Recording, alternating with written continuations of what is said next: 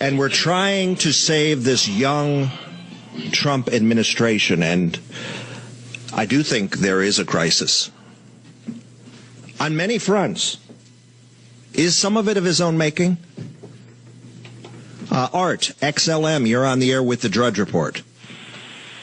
I wanted to tell Trump, don't give up. Keep it simple. And no matter what was popular, hold on. What does that mean, keep it simple? Keep it simple? Yeah, what is that specifically? That's not enough advice to save this situation. Keep it simple. Keep it simple. Yeah. Okay. We have times as humans to overthink things. There's a lot of decisions. There's a lot of bills that are trying to be passed, but people end up getting things added on to them. Well, but hold on. You don't think that Congress is deliberately sabotaging? Because I suspect there's a sabotage. Do you know Obama had the stimulus package on his desk before Inauguration Day? What did this Congress give this great man? Nothing. Right. So, all right. Well, okay. All right. We'll keep it simple. Thank you. Just keep it simple.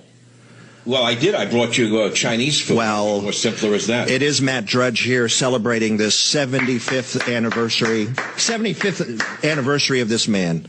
It is an anniversary of sorts. It's unbelievable, and I'm so honored that you're here. I turned my microphone over to him and my chair. Well, now you're not going to get it back. Because this is the quality of calls you're getting? Yes. Keep it simple? Yes. I don't know how to save it? No. How many years have you had the Drudge Report? It's 22. I started in 95. And when did you start? 94. Okay, so we're all kind of, you were birthed a little bit before me. I have not missed a day. You practically don't miss a day. I take vacation days. It's been a heck of a ride, and it just feels like yesterday. Blink of an eye. Just feels like a blink of an eye. Now, how old were you when you started this show, Michael? 52. 52 years old. For everybody out there who is in a midlife. And wants to give up. In a midlife. Right. Look at what this man did with his 50s and 60s. Well, look at this. I'll admit it. Dude, Michael, do you realize you are at the top of your craft? #1 book in the country. A radio show, you roll down your windows and you hear you. Wow. I don't even have to tune you in. I just roll down the window. Oh, what a compliment. Think of that. I was coming in yesterday. You're the Bay Area, stuck in traffic in Embarcadero. One person had you on, another person had you on. Do you know what's happening here? People are nervous. It could go back to Hillary. She looks like she's running again. Oh, yeah. Same message. Third time is the charm. Same message. Same message. So global warming, women, war, peace, children, same message. So all she needs is 1 million more this time? Are there 1 million more? Have there been 1 million more illegals that will come in who will sneak the vote? I don't know. Since the election. So I don't know either. Now, Melania is moving into the White House. Could this help to soften some of Trump's edges? Will they care, though, Matt? Nancy Reagan is billed as a secret behind Ronnie. That she soothed him. She played watchdog. Please, this is a family show. Okay. Is that what they did with each other? She was the watchdog? She was the watchdog. I do think having Melania there and the son there. Yeah, you're right. The Rosies. They'll pick on the Rachels. I dare you, Rachel Maddow. Go after the son. I dare you. Go ahead, Matt. Give it to her. I dare you, Rachel. Give it to that sick freak. Give it to that sick freak. But hold on a second. I'm getting a little bit nervous about the media situation. Do you know the media was near death? The New York Times was holding on to the short hairs. Do you know Vanity Fair was going under? CNN barely had a fraction. Some of the networks had NAs. Do you know what an NA is in ratings? No. Not able to register. Unbelievable. Trump has saved the media. By Trump? Look, record ratings now. Why? Because the opposition is consolidating. They're following every bouncing ball. People actually believe Trump is a Russian agent. Oh, God. But this is the drugged ones. This is the drugged ones. How do you get them off? Anyway, I don't mean to hog the airtime here. No, I'm not hogging. You don't do radio. I love it. Hold on a second here. Ken FTL down in southern Florida. You're on the air with Drudge and Savage. Savage, you're talking about what should Trump do? Do exactly what he's been doing. Run the country. It's been just over 60 days. And I'm getting a little tired of every time I listen to a station, including the conservative ones. Oh, he's in trouble. He's oh my God. What? I like the passion at least. That's a little more. Thank you. They should put him in. Put him in. Put him in. Here's the question. Should he get harder, Matt, or should he back off and be Mr. Softy? Come on, you're the media, maybe. Wait, you know, the man sitting here in my broadcast chair is a personal friend of mine. We've known each other for a number of years. You don't know two people on earth who had more to do with Donald Trump getting elected. I don't know that. Well, okay, I'll take response. You don't have to say that. I'll take it. You know why I backed Donald? I didn't know him at all. His message was my message, borders, language, culture. He wanted a wall. He wanted to restore the faith in America. He wanted to restore our faith in the cultural basis of this country. So I figured, let's go for it, because the opposition here is against everything I believe in. But I saw that you were pretty consistently... But I come at it from a different side. I like Donald the man even before he ran. I think he is one of the most fascinating Americans that have ever lived in the modern era. He is a throwback. You talked about an old school. Yeah. An old school. He's old school. Part of me is his personality is not being totally used here. The charm, the guy who ran the hotel, the guy who had a #1 TV show with The Apprentice. And don't mock me, Rachel. Come on. This is part of charisma. Charisma is needed in this job. This isn't just getting a bill through Congress. This is also charisma. So I wish they would let him return to Donald Trump, the full Donald Trump. What about so we're disagreeing already. What about the tweeting every day? I think he thinks that's fun. What do you think? Twitter to me, I don't do much of it, because I don't think the audience is that large. I think it's the junkies that are, it's feeding the junkies. So to me, it's a broader thing. I would sit down and give an interview with Oprah. I would do it. I know, okay, you're rolling your eyes. Here we go. I didn't say no. I was surprised. Do you know in the 80s he did? And she melted in his presence. Yeah, I can see the audience of women melted in his presence. Now, now that doesn't mean he changes his policies. That doesn't mean less taxes, smaller government, seal the borders. I think he's going to lay the first brick, by the way. You watch. He's going to lay the brick. He's going to slab that cement on that brick, and he's going to put it down.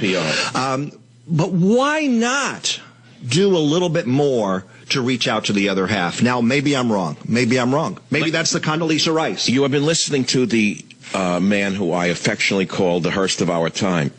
And the thing about Matt Drudge, that he doesn't want to hear it, he's just exactly a guy in my house. We just had Chinese food together. He honored me by coming out for my birthday to be with me because he's my friend, number one. But he's also, never underestimate this statement I'm going to make. He's an ordinary guy. You see him in the street, average guy. But he's probably the most powerful media figure in the country. He doesn't want to hear this. So he says to me, Michael, do you realize your show is really that powerful? I see the same thing you see in me, I see in you. Wow. Why? Because we know our realities, meaning if you can walk with kings and never lose the common touch. Well, I was in D.C. this week. I couldn't wait to get out of there. You know, nonstop sirens, nonstop bomb threats, a very strange feeling in the air. I grew up in D.C. It was never like that. A sense of something is not right. You know, the highest percentage of Hillary voters was where? Washington, D.C. Really? Trump is living in a place with the highest percentage of people who voted against him. It would have been as if Hillary went to Wyoming. No, it'd be like Michael Savage broadcasting in San Francisco. Come on.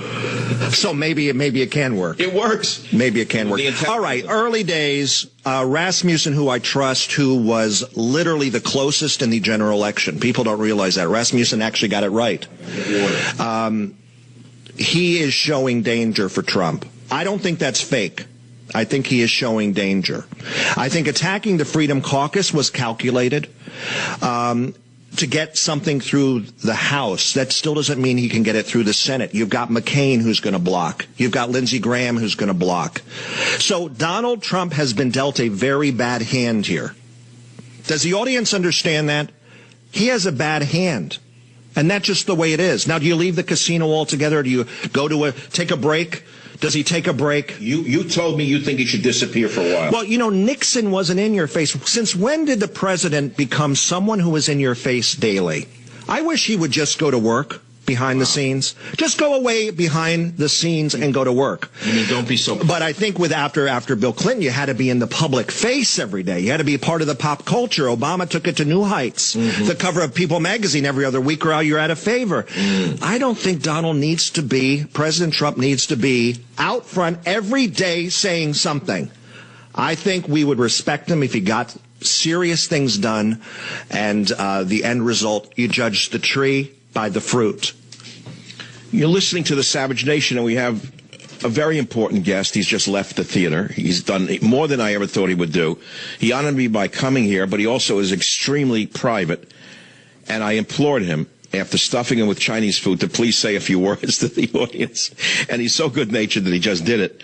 But don't underestimate the influence of this man. Everybody in the world who is in the public eye reads the Drudge Report every day, as I do. We all know that. So you just heard his view of what must be done for the president to thrive. It's that simple. And what I'm going to ask you, the audience, is a similar question again. Is there anything going on outside of America that you think he needs to be doing? What should he be doing outside of our borders? Or the bigger question is, should he be focused only on domestic issues right now? Or do you want to see him doing international issues? What would you prioritize, crushing ISIS or building the wall? Me? Build the wall. Build the wall. ISIS is already on the run thanks to the Russians, not thanks to Obama. Thanks to the Iraqi army and the Russians, ISIS is on the retreat right now. Not thanks to Obama and Hillary Clinton who let them thrive. So the fact of the matter is, I think he needs to focus, personally, Matt, and everyone else listening to the show, only on domestic. Build those factories in Western Pennsylvania. I've talked about it many times. Come back on talk radio. Do once a week this show, other shows. Talk to your people. Talk to the Eddies. Talk to the Ediths. And, of course, internationally, North Korea must be stopped. General Mattis has said that. That's the headline on the Drudge Report. I've been saying it for weeks now. This is no joke anymore. We got to stop letting the lunatics talking about Russia. This was not threatening us, by the way. When has Russia last threatened the United States? I don't think it was since I was a little boy living in 1952-53, when the Soviet Union was around. They're not threatening us.